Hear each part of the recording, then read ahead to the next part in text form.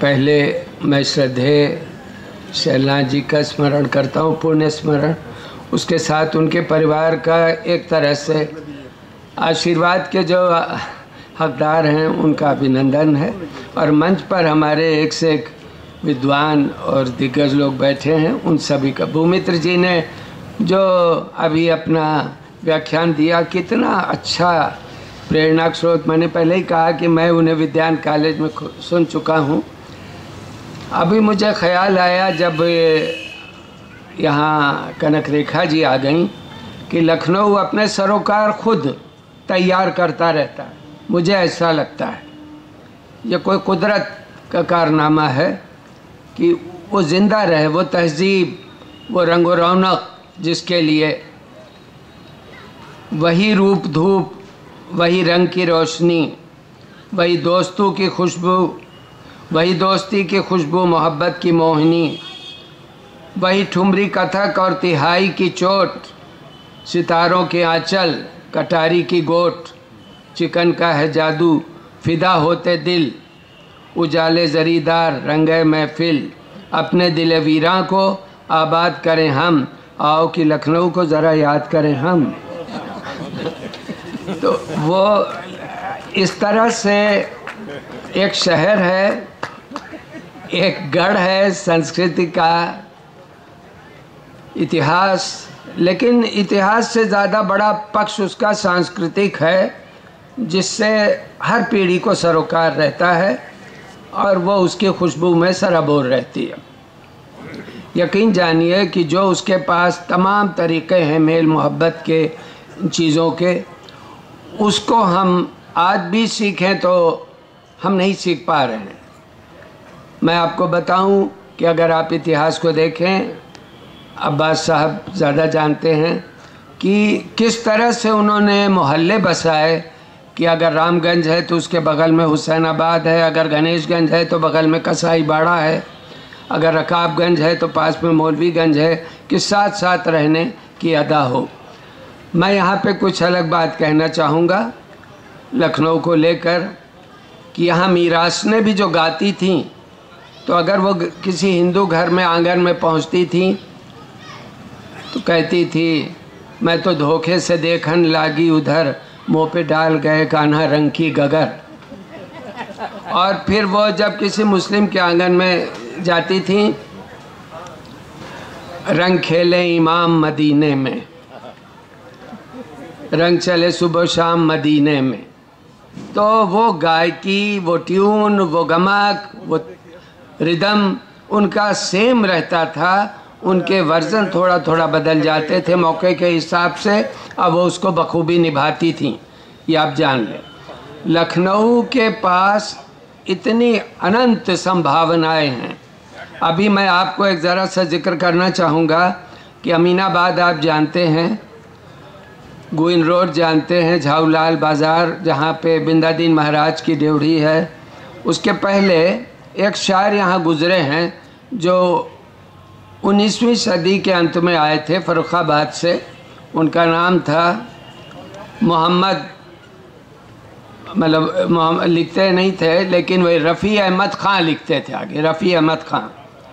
आप बहुत ताज्जुब मानिएगा कि जब आप किताबें उठा के देखिए, डॉक्टर इकबाल ने उनके बारे में लिखा है, उनके बारे में जोश मलिहाबादी साहब ने लिखा, यादों की बारात में सभी ने लिखा।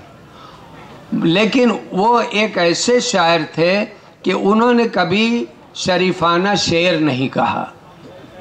जितना भी अशार कहे, जितना दफ्तर पूरा लिखा, वो सब बहुत फहश था, मतलब अश्लील साहित्य लिखा। मुझे बताना इसलिए ज़रूरी कि आप जानिए ज़रूर, जहाँ मैं चाहता हूँ कि आप तक हर खबर पहुँचे।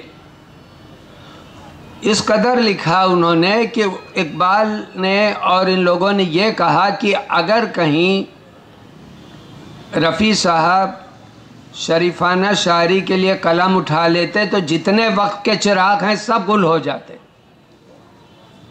इससे आप अंदाज़ा लगा लीजिए कितने मजबूत शायर थे वो। अब उनका कोई शेर मैं आपके आगे पेश कर नहीं सकता, लेकिन एक से आपको जायका मिल जाएगा। वो अजमेर गए ख्वाजा साहब की ज़ियारत करने के लिए और ज़ियारत करके लौटे तो उनके आशिकों को मालूम हुआ कि वो बीमार हैं, उनके तेज़ बुखार चढ़ा, कुछ तकलीफ़ है, पीड़ा है। चारबाग स्टेशन पे लोग धमक गए।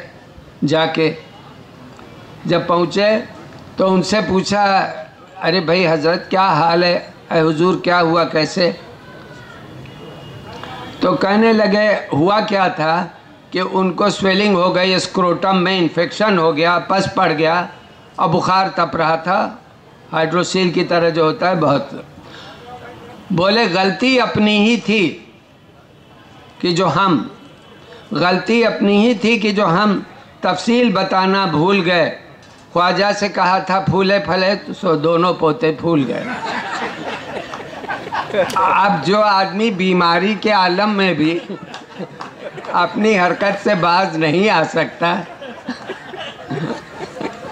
और अपनी फितरत से, तो क्या हो। अच्छा, तो आप ये देखिए कैसे कैसे लोगों का ये प्लेटफॉर्म रहा है, कारखाना रहा है, कोई इंतहा नहीं है जिसकी आपसे क्या कहा जाए। और जिसको आप हम लोग चाहेंगे नहीं, शायद आज का ज़माना उनको चाहे। एक बोगस नाम के शायर भी आए यहाँ जो हैदराबाद से ताल्लुक़ रखते थे।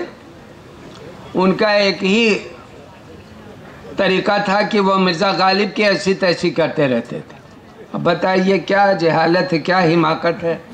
गालिब साहब का एक शेर लेते थे, उसका एक मिसरा उड़ा देते तो उसमें अपना जोड़ देते थे, बहुत बेतुका। अब उनकी 3-4 चीज़ें सुन लीजिए, नहीं तो हमसे सब ज़्यादातर लोग छोटे हैं, लड़कियां बहुएं बेटे कहेंगे।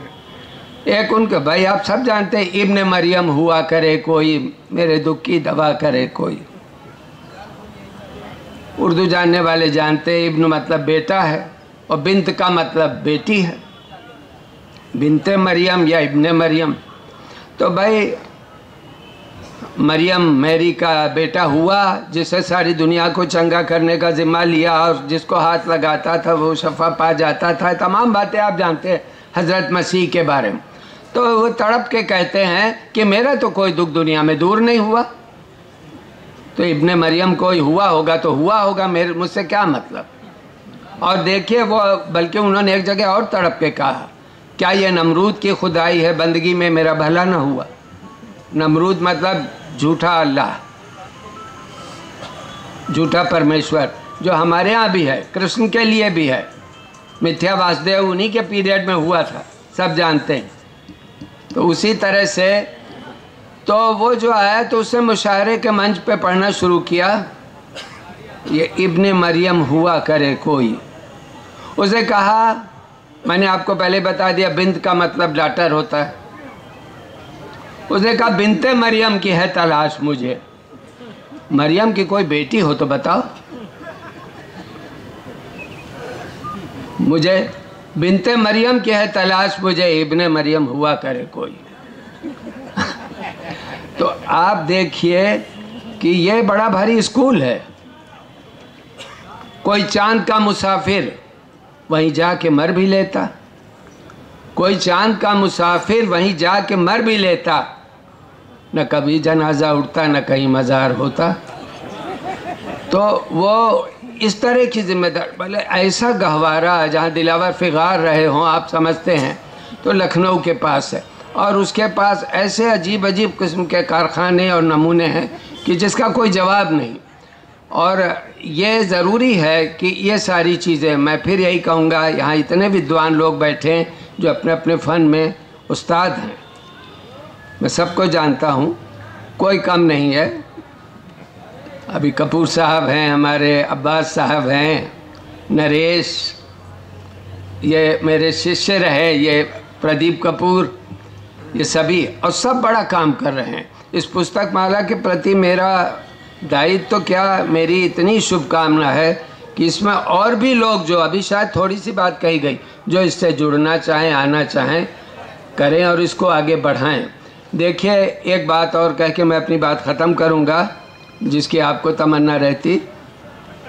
सौदा मीर सौदा आए, जाहिर है लखनऊ ने किस तरह अपना रंग चढ़ाया। उर्दू की जो वो रफ़ एंड टफ ज़बान और दिल्ली की बोलबानगी वो सब यहाँ नहीं चली। उन्होंने आते ही कहा, सौदा ने अपना शेर, सावन के बादलों की तरह से भरे हुए ये वो नयन है जिनसे कि जंगल हरे हुए। तो लखनऊ वाले इस पे निहाल हो गए और कोई अजब नहीं कि उनकी शेर व शायरी में ऐसा गज़ब था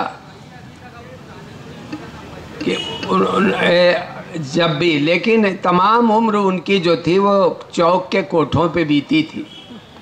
ये आप जान जाइए, फरंगी महल, उसके आसपास की गलियां,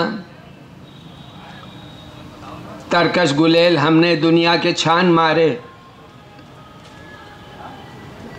तरकश गुलेल हमने दुनिया के छान मारे, मिज़गान ने तेरी ऐसे अर्जुन के बाण मारे। अब कहाँ पलकों की नोक को कहा मिज़गान ने तेरी ऐसे अर्जुन के बाण मारे। तो तवाइफ़ों के कोठों की ज़ियारत करते थे। आखिर का वक्त आया तो बीमार हो गए, जो दुनिया की कहानी है। किसी मसरफ़ के नहीं रहे, अब न जेब में दौलत थी न बदन में ताकत थी, तो कोठों पे उनकी ज़रूरत क्या थी। अब जब पलंग से लग गए तो तमाम तवाइफ़ों ने तय किया कि लो मियाँ पड़े हुए हैं, अब कोई नाम ही नहीं लेती। अरे ज़िंदगी भर बुढ़ा हम लोगों पे खर्च हुआ हर तरह से, तो अब हमारा भी तो कोई हक बनता कि हम जाएं उसकी खैरियत पूछने। तो वो तमाम आके जमा हो गई 15-20, और पलंग के चौतरफ अब ये पड़े हुए घर वाले इनकी सेवा कर रहे हैं। चारों तरफ से खड़ी हो गई, अब पूछ रही, अब इनको एक आँख नहीं भा रही। आखिर में उन्होंने शेर कहा, सौदा के पास सौदा अब कुछ रहा न बाकी, सौदा के पास सौदा अब कुछ रहा न बाकी, एक जान रह गई है सो छीन लो छिना लो।